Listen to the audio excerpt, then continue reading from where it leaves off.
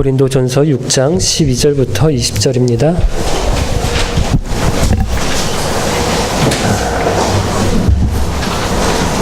(6장 12절부터 20절까지) 말씀. 내게는 무엇이든지 할 수 있는 자유가 있다. 이것은 여러분이 내세우는 표어입니다. 맞습니다. 하지만 모든 것이 다 유익한 것은 아닙니다. 내게는 무엇이든지 할 수 있는 자유가 있다고는 하지만 나는 어떤 것에 의해서도 제재를 받지 않을 것입니다. 이것도 여러분이 내세우는 표어입니다. 그러나 하나님께서는 언젠가 이 모든 것을 표어롭게 만드실 것입니다. 우리 몸은 은혜를 위해 있는 것이 아니라 주님을 위해 있으며 주님은 우리 몸을 위해 계십니다. 하나님께서 주님을 살리셨으니 그분의 능력으로 장차 우리도 살리실 것입니다. 여러분의 몸이 그리스도의 지체인 것을 알지 못하십니까? 그렇다면 내가 그리스도의 지체를 빼어낸 창녀와 한 몸으로 만들 수 있겠습니까? 그럴 수 없습니다. 창녀와 결합하는 사람은 창녀와 한 몸이 된다는 것을 알지 못하십니까? 성경에 두 사람이 한 몸이 될 것이다 라고 기록되어 있습니다. 하지만 주님과 연합하는 사람은 주님과 영적으로 하나가 됩니다. 음행을 멀리하십시오. 사람이 짓는 모든 죄들은 몸 밖에서 일어나는 것이지만 음행하는 사람은 자신의 몸에 죄를 짓는 것입니다. 여러분의 몸은 하나님께 받는 것이며 여러분 안에 거하시는 성령의 성전이라는 사실을 알지 못하십니까? 여러분은 여러분 자신의 것이 아닙니다. 여러분은 하나님께서 값을 치르고 산 몸입니다. 그러므로 여러분의 몸으로 하나님께 영광을 돌리십시오. 아멘.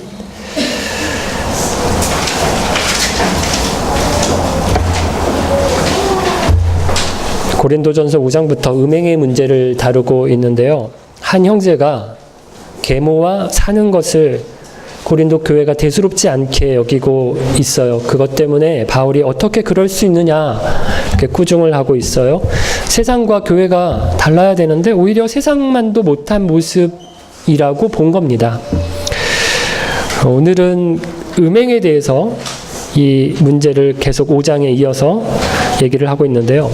고린도 교회 안에 음행이 퍼진 이유를 보니까, 그리고 계모랑 같이 사는 형제를 그냥 아무렇지도 않게 대수롭지 않게 생각하고 넘기는 것을 보니까 사람들이 이 두 가지 생각 때문에, 고린도 교회 안에 퍼져 있는 두 가지 생각 때문이라고 사도 바울이 생각했어요. 사람들이 이 생각을 무슨 표어처럼, 슬로건처럼 스스로에게, 서로들에게 되뇌이고 있었던 거예요. 첫 번째 표어는 뭐냐면 12절, 내게는 무엇이든지 할 수 있는 자유가 있다 라는 겁니다. 그럼 이 말이 어디에서 나왔는가 하면 바울이 했던 말이에요. 고린도 교회 사람들에게 했던 얘기입니다. 그래서 12절에 보면 여러분이 내세우는 표어인데, 이게 여러분이 내세우는 표어인데 뭐라고요? 맞습니다 라고 얘기합니다.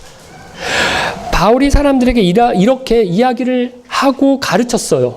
모든 것을 할 수 있다. 바울이 이렇게 자유하다라고 얘기한 건 무엇을 두고 한 말인가 하면 유대교에서 말하는 율법이에요. 바울이 이전에는 율법에 얽매여서 살았어요. 문자적으로 그 율법의 말씀들을 지키려고 애를 썼습니다. 그런데 바울이 예수 믿은 다음에 예수 안에서 그 율법이 성취된 것을 깨달은 거예요. 그래서 더 이상 할례가 중요하지 않다. 우리가 더 이상 하나님 앞에 제사를 드리기 위해서 짐승을 잡아서 드리지 않아도 된다. 이방인들과는, 이전에는 율법에는 식사도 하면 안 되고 교제도 하면 안 되고 그렇게 됐는데, 이제 그들과도, 이방인들과도 하나가 돼서 함께 예배하고 한 몸의 교회를 이룰 수 있다. 여러분, 이것을 자유하다라고 얘기를 한 거예요. 그런데 고린도 교회 성도들은 이 말을, 바울이 했던 이 말을 가지고 와서 뭐 하는 데 쓰고 있는가 하면 죄를 짓는 데 쓰는 거예요. 음행을 하면서 자유하다 이렇게 이야기를 한 겁니다. 바울이 한 말인 것은 맞아요. 그런데 그 말을 이상하게 가지고 와서 전혀 다른 목적으로, 다른 뜻으로 그 말을 쓰는 거예요. 바울이 이들에게 두 가지를 들어서 반박을 하는데요. 다 할 수가 있어요. 하지만 그게 첫 번째, 유익한가 따져봐야 된다라는 거고요. 두 번째, 자유하다고 하다가 오히려 그것이 내게 지배를 받으면 안 된다라는 겁니다. 생명의 삶 공부할 때 드렸던 예화인데, 남편이고 아빠인 가장이 선언을 했어요. 어느 날 나는 자유다 이렇게 얘기를 하고 선언을 하고 회사를 때려치고 집을 나가서 혼자서 몇 달, 몇 년을 집에 연락도 안 하고 해외에서 뭐 밖으로 안으로 나가서 놀았어요. 다녔습니다. 얼마나 스트레스가 많았으면 이 양반이 이렇게 했을까 이해는 하지만 그럼 이게 자유는 아니잖아요. 아빠로서 자유롭게 아이들에게 뭐 생일날 선물을 할 수 있어 이러면 남편으로서 구실을 할 수 있습니까? 없습니다. 자유와 방종은 다르다고 얘기를 해요. 유익한가를 따져야 된다라는 거예요. 나는 법에 얽매이지 않고 자유로운 사람이다. 그럼 이렇게 해서 사람들을 막 때리고 다녀요. 막 총을 가지고 난사를 하면서 사람을 죽입니다. 이거 자유로운 사람이에요? 미친놈이죠. 아무리 자유주의 국가라고 해도요, 다 내 마음대로 하도록 두지는 않아요. 자기 차라도 술 먹고 운전하면 면허증을 뺐습니다. 빨간불인데 지나가면 경찰이 잡아요. 자유라도 유익한가를 따져봐야 된다라는 거고요. 또 자유는 지배를 받지 않아야 되는데 자기는 자유롭다라고 하면서 마약을 합니다. 이게 진짜 자유로울까요? 중독이 되면 자유가 아니라 마약의 지배를 받는 거거든요. 나는 노름할 수 있는 자유가 있다. 내가 내 돈 가지고 내가 하겠다는데 여러분 이래서 카지노에 가서 노름을 합니다. 예, 한두 번은 그렇게 할 수도 있어요. 그런데 거기 가서 아예 살아요. 뭐 페인처럼 해서 눈이 뻘게 가지고 여기저기 돈 다 끌어 모아다가 예, 거기 꼬라박고 거기 매여 있어요. 이게 자유예요? 진짜 자유는 거기에 제재를 받지, 지배를 받지 않아야 자유지, 마약에 매이고, 돈에 매이고, 도박에 매이고, 매이는 순간에 자유가 아니에요. 바울이 고린도 교회 성도들에게 음행이 자유의 문제인가를 묻는데, 음행이 유익하냐? 아니라는 겁니다. 제가 바람 폈어요. 누구 이렇게 예를 들 수가 없어 자꾸 제 얘기만 하는데 제가 바람을 폈어요. 그러면 제 아내랑 제가 난리가 나겠죠. 우리 아이들은 어디 가서 얼굴을 들고 다니지 못할 거예요. 아빠가 목사인데 바람 폈다라고 하면 어디 가서 얼굴을 들고 다닐 수가 없어요. 교회에서도 제가 더 이상 사역을 할 수가 없겠죠. 여러 사람들에게 제가 큰 상처를 준 사람이 되는 겁니다. 유익하지 않다는 거예요. 음행에 빠지면 여러분 또 거기에 매이게 되는데요. 바람난 분 보신 적 있으세요?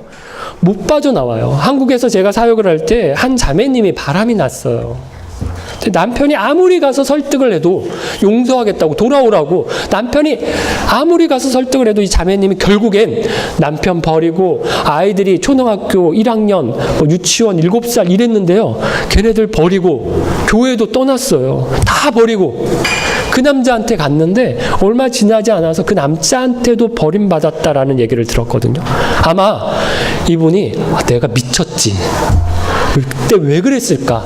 나중에 굉장히 후회했을 거라고 생각을 해요. 이성적인 판단이 안 되는 거예요. 거기에 매이게 되는 겁니다. 두 번째 고린도 교회 성도들 사이에 유행했던 표현은 13절인데요. 음식은 배를 채우기 위해 있고 배는 음식을 먹기 위해 있다라는 말이에요. 그럼 쉬운 말로 하면 음식은 먹으라고 있는 건데 배고프면 먹어라 라는 말이거든요. 고린도 교회 성도들이 이 말을 왜 좋아했는가 하면 음행을 정당화하는 데 썼어요. 그래서 섹스는 몸을 위해 있고 몸은 섹스를 위해 있다. 이렇게 하면서 야 배고프면 먹잖아. 하고 싶으면 하면 되는 거야. 이렇게 이야기를 한 거예요.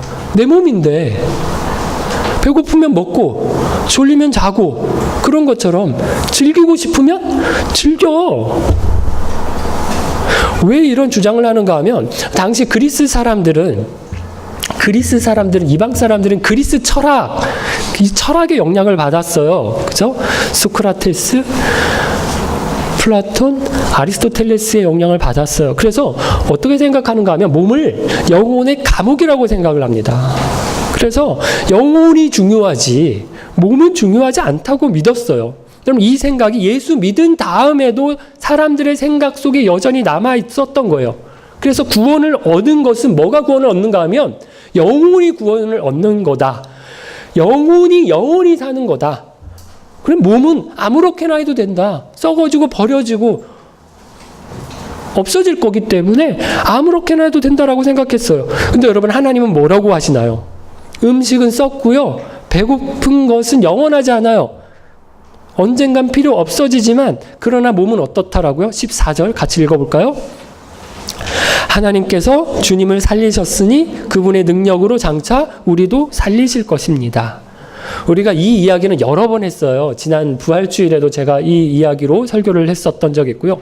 예수님이 다시 살아나셨는데 뭐가 살아나셨어요? 예수님의 영혼이, 몸이 둘 다.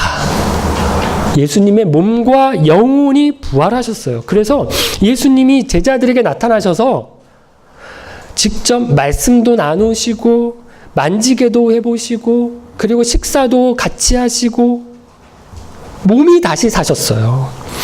하나님이 예수님의 영혼과 몸을 다시 살리신 것처럼 우리의 영혼과 몸도 다시 살리세요. 그래서 우리가 몸은 죽어서 없어지고 영혼만 구원을 얻는 게 아니에요. 몸은 아무렇게나 살아도 어차피 다 없어질 거기 때문에 상관이 없다. 이렇게 생각하는 사람이 있는데 아니라는 말씀이에요. 그러므로 표어를 바꿔야 되는데 어떻게 바꿔야 하는가 하면 13절 마지막 부분입니다. 우리 몸은 이라는 부분부터 같이 읽어볼까요? 우리 몸은 음행을 위해 있는 것이 아니라 주님을 위해 있으며 주님은 우리 몸을 위해 계십니다.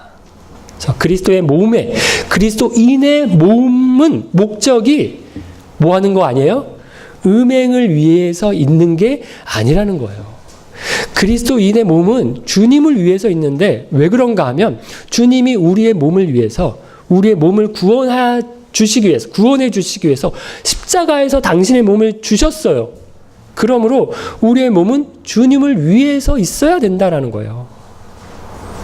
바울은 음행을 정당화하기 위해서 고린도 교회 성도들 안에서 유행하는 표어들에 대해서 일일이 대응하면서 이것이 얼마나 엉뚱한 이야기들인지 설명을 했고요. 이제 15절부터는 음행이 정당화될 수 없는 이유를 세 가지를 들어서 설명을 하는데요. 알지 못하십니까? 라고 하는 말을 3번이나 반복하면서 그리스도인의 몸에 대해서 이야기를 하거든요. 첫 번째, 음행이 정당화될 수 없는 이유는 그리스도인의 몸은 그리스도의 지체이기 때문이라는 겁니다. 15절 말씀인데 같이 읽어볼게요. 15절. 여러분의 몸이 그리스도의 지체인 것을 알지 못하십니까? 그렇다면 내가 그리스도의 지체를 떼어내 창녀와 한 몸으로 만들 수 있겠습니까? 그럴 수 없습니다. 우리가 어떤 사람이 손을 잡고 악수를 했어요. 그러면 그 사람과 악수를 한 거잖아요. 그런데 아니다. 나는 그 사람의 손과 악수를 한 거지 그 사람과 악수를 한 게 아니다. 이렇게 우기는 사람이 있으면 이 사람 이상한 사람이에요. 그죠? 또라이예요. 우리 몸이 예수님의 지체예요. 우리가 예수님을 대신한다라는 거예요. 예수님을 대신해서 손의 역할, 발의 역할을 하는 게 뭐라고요? 그리스도인의 몸이라는 거예요. 저와 여러분이라는 거예요. 여러분 배가 고파요. 뭐 먹을 것이 없나? 그러면서 주방에 들어가서 냉장고를 뒤지고 뭘 찾았어요. 일어나는 거, 다리가 하는 거고요. 찾는 거, 눈이 하는 거고요. 먹을 거 잡아서 입에 넣는 거, 손이 하는 거고요. 그거 넣고 씹는 거, 입이 하는 거예요. 그럼 이거 다 내가 하는 건데 뭐예요? 내 몸에 지체들이 합니다. 걸어가서, 찾아서, 잡아서, 씹는 거. 내 지체들이에요. 저와 여러분이 예수님께 그런 존재들이라는 거예요.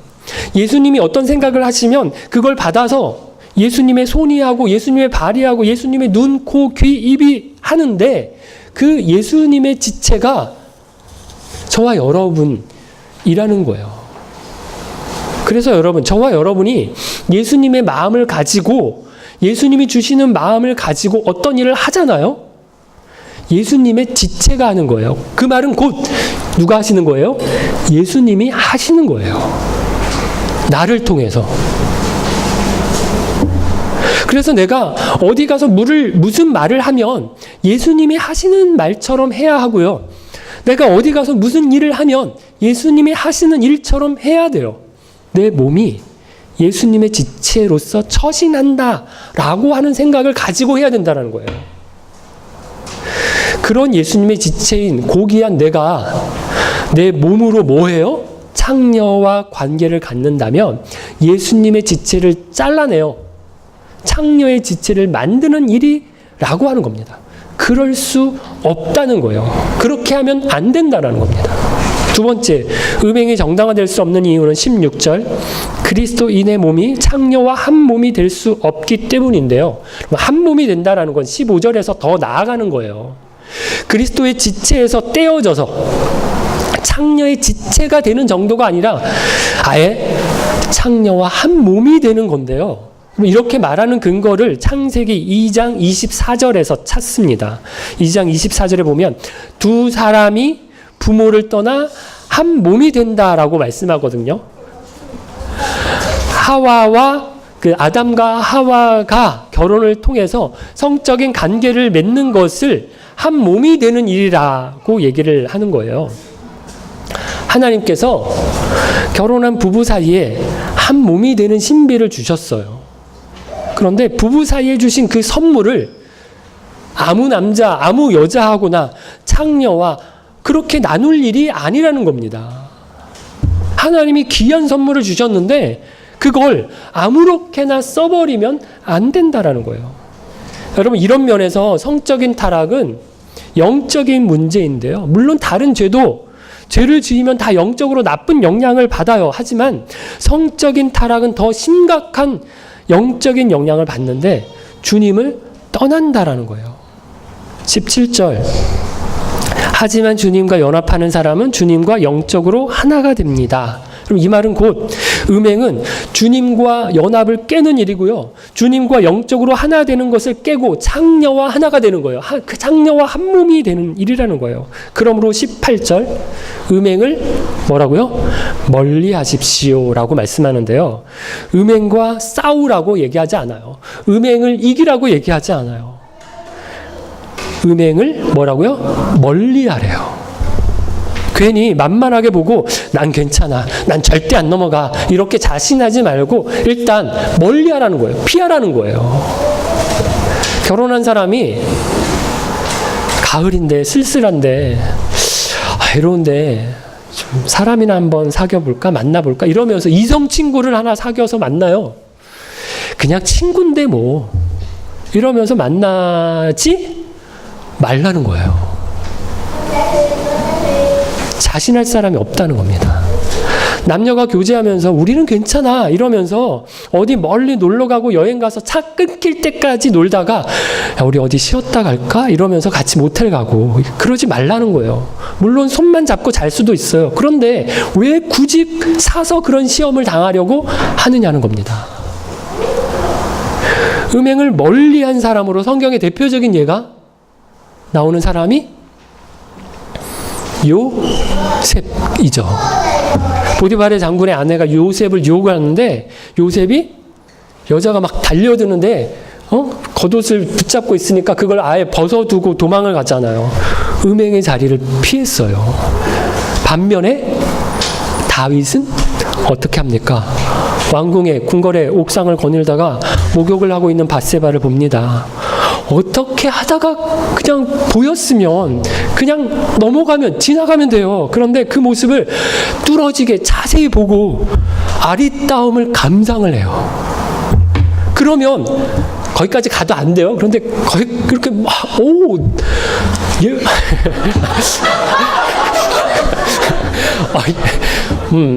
예쁘네. 그냥 그렇게 봤으면 감상을 했으면 예쁘다 이렇게 하고 지나가면 되는데 너무 실감나게 표현해. 사람을 보내서 뭐라고 해요? 데려오라고 하잖아요.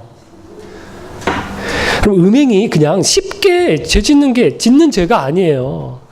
여러 번의 결심을 거쳐서 짓는 죄라는 거예요. 다윗이요, 밧세바의 우리아의 아내를 범하는데 그냥 우연히 범하는 게 아니에요. 결심했어요. 결심. 보고 감상하고 결심해서 데려오라고 하고 만나고 데리고 자고 그리고 몇 번을 그렇게 반복해서 간음을 한 거예요. 사람을 정해서 관계를 가질 때까지 그게 창녀든지 아니면 아니든지 나의 적극적인 의지가 있어야 짓는 죄예요. 거기에 가기까지 가만히 있지 말고 멀리 하라는 거예요. 괜히 근처에서 알짱거리지 말고 피하라는 겁니다. 세 번째, 음행이 정당화될 수 없는 이유는 그리스도인의 몸은 성령의 성전이기 때문인데요. 19절입니다. 같이 읽어볼까요? 19절. 여러분의 몸은 하나님께 받은 것이며 여러분 안에 거하시는 성령의 성전이라는 사실을 알지 못하십니까? 여러분은 여러분 자신의 것이 아닙니다. 그리스도인의 몸이 성령의 성전이래요. 여러분, 그리스도인이 예배드리는 동안에만 우리의 몸이 성전이 아니에요. 교회당에 있을 때만, 성경 보고 기도할 때만 성전인 게 아니에요. 가정에서, 학교에서, 직장에서 밥 먹고 공부하고 일할 때도 성령이 우리와 함께 계세요. 우리가 친구들과 수다를 떨 때도, 노래방에서 노래를 부를 때도, 드라마를 보고 영화를 볼 때도 우리의 몸이 성전이에요. 그래서 우리가 아무도 모르게 죄를 지었어요. 하지만 누구는 아세요?